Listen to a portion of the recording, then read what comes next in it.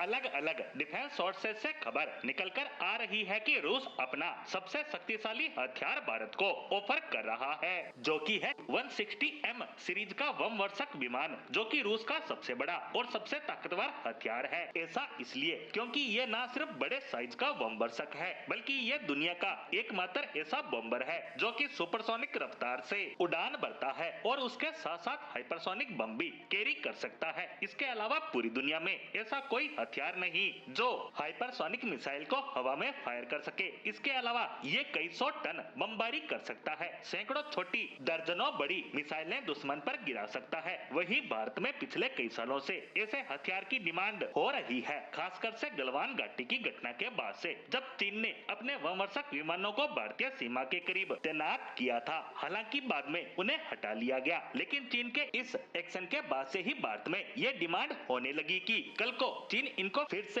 तैनात कर सकता है, तो इसे हम कैसे चैलेंज करेंगे। और हाल ही में भारत के रणनीतिकारों ने ऐसा रिपोर्ट भी किया है कि भारत की वायुसेना बमवर्षक विमानों को एक्सप्लोर कर रही है और मेनली हमारे टेबल पर दो ऑफर है, जिनमें पहला है अमेरिकी B-1 लैंसर, जो कि बहुत ही शानदार बमवर्षक है और हाई एंड टेक्नोलॉजी के साथ आता है। लेकिन इसको लेने में एक बहुत बड़ी समस्या है और वो है अमेरिकी राष्ट्रपति डोनाल्ड ट्रंप। वहीं दूसरी तरफ है रूस का 160M, जो कि ज्यादा कैपेबिलिटी के साथ आता है। इसकी टेक्नोलॉजी जरूर थोड़ी पुरानी हो चुकी है, लेकिन यह भारत के लिए आने वाले 15-20 सालों तक काम जरूर कर सकता है और रूस भी इस डील को रियलिस्टिक देख रहा है, क्योंकि डोनाल्ड ट्रंप को जिस तरीके से भारत के खिलाफ खड़े देखा जा रहा है, उन्होंने जिस तरह से भारत के साथ अमेरिकी संबंधों को तार तार किया है, वो आने वाले कई दशकों तक नहीं सुधर सकते। और यही कारण है कि अमेरिका से बिगड़े संबंधों के बीच रूस इस मौके को बुलाना चाहता है, जिसमें रूस ये ऑफर कर रहा है कि आप चाहे तो